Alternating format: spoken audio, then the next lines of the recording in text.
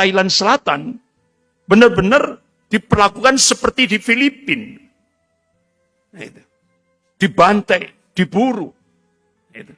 Muslimahnya diperkosa dengan cara-cara yang biadab. Kemudian akhirnya dia ditugaskan oleh Kanada masuk ke kedubes Kanada di Myanmar. Ini lebih dahsyat lagi. Ya kan? Lebih ngeri lagi. Padahal di sana mayoritas Buddha. Di sana tempat ada tokoh yang mendapatkan hadiah Nobel perdamaian, Aung San Suu Kyi, ya kan? Aung San Suu Kyi itu benar-benar dia melihat sendiri bagaimana kaum muslimin itu diberikan opsi mati di laut atau mati di darat. Opsinya seperti itu. Sehingga akhirnya kaum muslimin Myanmar yang seringkali kita sebut dengan Rohingya itu memilih mati di laut. Ya, lebih ada izzah di sana daripada mati di darat. Sehingga akhirnya dari kedutaan besar Kanada ini begitu melihat di lapangan, ya Allah, miris, Pak. Ngeri sekali. Itu anak-anak muslim, itu di jalan-jalan ditebasi seperti motong kambing. Bahkan kaum muslimin itu dikejar-kejar, kemudian dibakar hidup-hidup. Itu di jalan-jalan. Di Myanmar.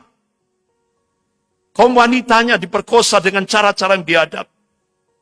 Itu videonya ngeri kalau kita lihat videonya itu. Ya kan?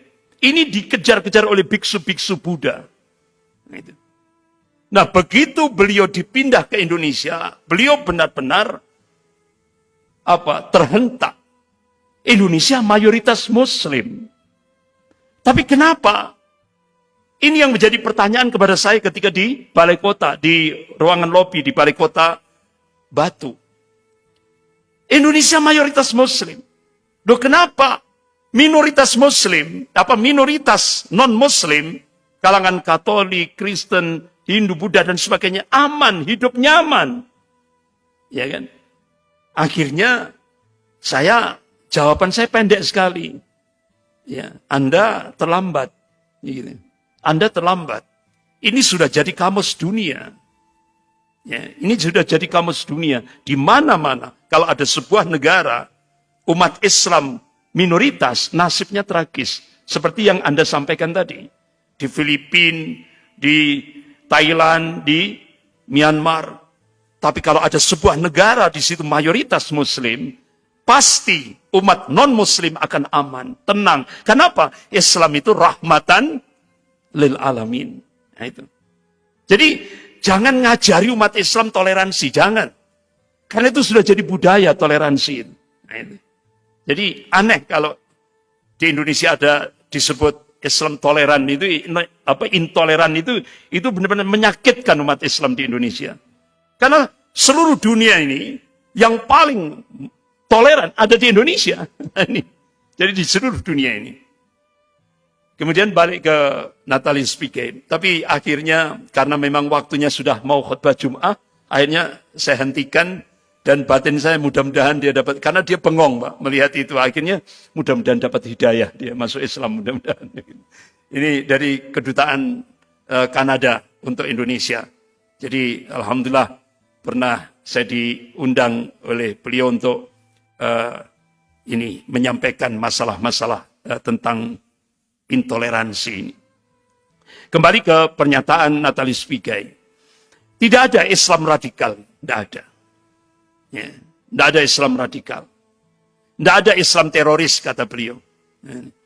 Yang ada itu cara pandang pemimpin atau pemerintah yang mengintoleransi dan radikal. Itu.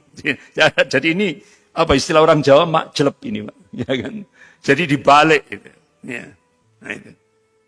Jadi ternyata stigma intoleransi, stigma Islam radikal, stigma Islam teroris dan sebagainya itu untuk menutupi kebobrokan tadi itu. Nah, itu. Kerusakan dari semua lini tadi itu. Ditutup dengan stigma. Gitu. Jadi seperti itu. Apa kalau bahasa kasarnya maling teriak maling, seperti itu. Nah, itu. Oleh karena itu sampai Majelis Ulama Indonesia Pusat Ini terkesan Abu Janda ini dipelihara oleh pemerintah untuk mengobok-obok Islam. Ini stigma MUI loh Pak, bukan stigma saya loh ini. Ini stigma Majelis Ulama Indonesia Pusat. Jadi Abu Janda ini, kata Majelis Ulama Indonesia Pusat, dipelihara pemerintah untuk ngobok-ngobok Islam. Untuk melemah, untuk mengolok-olok Islam. Tujuannya apa? Untuk menutupi kebobrokan tadi. Nah, ketika Natalius Pigai melaporkan Abu Janda tentang statement rasisnya, langsung dia sebar foto ini. Foto ini. Dia sebar foto ini. Ternyata backingnya siapa? Jenderal Hendro Priyono. Yang Kamis yang lalu sudah saya sampaikan. Ini yang punya peran besar. Invisible hand. Ya kan? Kekuatan yang tidak terlihat. Nah ini. Dan memang Abu Janda mengakui. Dia sendiri mengakui. Digaji oleh negara dengan nominal yang besar. Sampai dia bisa kemana-mana, ke luar negeri. Ya. Ini. Bahkan Abu Janda memberikan statement Islam arogan. Wah, luar biasa ini. Ya kan? Statement Abu Janda ini benar-benar sangat menghentak ini. Akhirnya semua parpol, mulai dari Partai Nasdem, minta kepada kepolisian segera tangkap Abu Janda. Kemudian dari Gerindra, minta ya kepada mengingatkan Abu Janda, jangan merasa tak tersentuh hukum. Dari PKB, ya kan, minta polisi segera memproses. Tidak ada toleransi bagi perusak persatuan. PAN minta polisi segera proses Abu Janda. PKS minta polisi diharap tindak lanjuti arogansi Abu Janda atau Permadi Arya itu. Partai Demokrat, tidak boleh seseorang kebal hukum termasuk Abu Janda. P3, Abu Janda harus segera dipolisikan. Ya, karena saatnya hukum ditegakkan pada siapapun. Ya kan? Kemudian dari Golkar, laporkan Abu Janda ke Bareskrim Mabes Polri. Pertanyaan saya, direspon tidak oleh kepolisian? Tidak. Tidak. Kenapa? Mereka ini dilindungi oleh negara. Digaji oleh negara.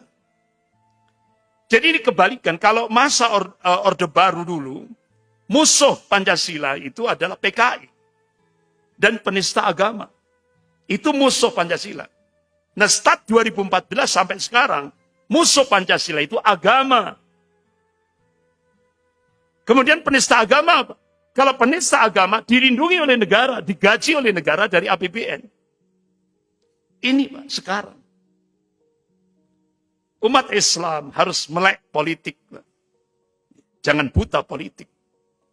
Ini realitasnya. Berapa parpol ini? Tidak digubris. Sampai Majelis Ulama Indonesia Pusat resmi mengirim surat kepada Bareskrim Mabes Polri. Segera tangkap Ade Armando, dosen Universitas Indonesia ini. Karena Dr. Ade Armando itu di akun Twitternya dia lecehkan Allah. Dia lecehkan Rasulullah. Dia lecehkan Al-Quran. Dia lecehkan Islam. Dia lecehkan ulama. Tapi sampai ketua MUI sampai jadi wakil presiden, tidak ada tindakan dari kepolisian. Tapi akhirnya, wa makar wa makarallah, wallahu khairul makirin.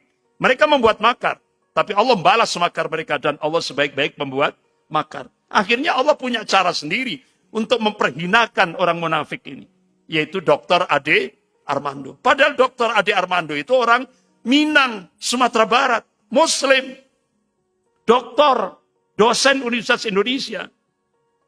Tapi ternyata Pak Dahlan Iskan membongkar siapa orang tuanya Dr. Ade Armando. Ternyata tokoh PKI. Dari situ kita bisa melihat. Nah, itu. Ya, makanya kebencian